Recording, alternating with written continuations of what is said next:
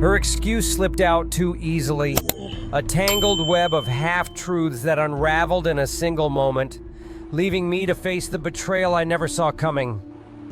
I caught my cheating wife when she mixed up her excuses. It was a rainy Tuesday evening in Portland, Oregon, when I first noticed the crack in my marriage. I'd just gotten home from a long day at the community college where I teach history, my briefcase heavy with ungraded papers. My wife, Tara, a marketing consultant, was supposed to be at a networking event downtown.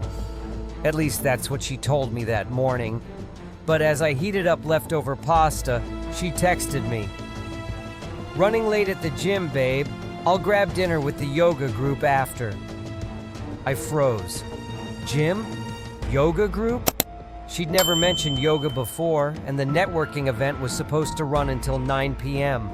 My gut churned with suspicion, but I gave her the benefit of the doubt, until the next slip-up.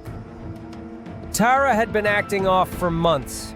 Secretive phone calls, new perfume, and a sudden interest in self-care nights that kept her out late. 2 days later, she told me she was meeting her boss for a project review at a cafe, but then called to say she was stuck at the library researching for a client pitch. The library? On a Thursday night? I couldn't ignore it anymore. I drove to the library, but her car wasn't there. On a hunch, I checked a nearby boutique hotel she'd once mentioned for a client meeting. There in the lobby bar, I saw her, laughing, her hand on a man's arm, a man I didn't recognize, but whose face I'd never forget. I confronted her right there, my voice shaking but firm. "Tara, library or networking, which is it?" Her eyes widened, her excuses colliding in a frantic mess. I meant the cafe, but then I came here to meet a friend," she stammered. But the man beside her shifted uncomfortably, confirming my worst fears. She broke down, admitting to an affair with Ethan, a coworker she'd been seeing for 6 months.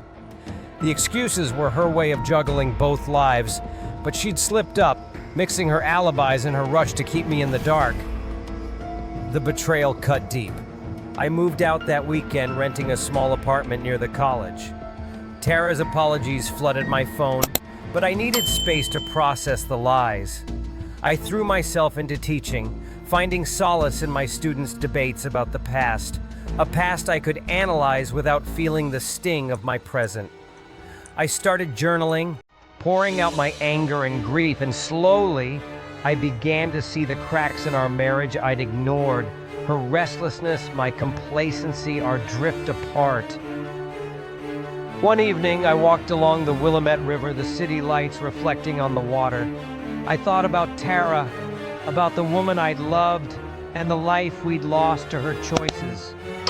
I wasn't ready to forgive, but I was ready to let go of the bitterness.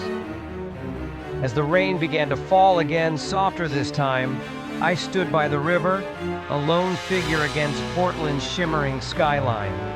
Tara's mixed-up excuses had shattered our marriage, but they'd also woken me up, to my own strength, to the life I still had ahead. I whispered a quiet goodbye to the man I'd been, the one who trusted too blindly, and turned toward home, ready to write a new chapter where I'd never let my story be defined by someone else's lies.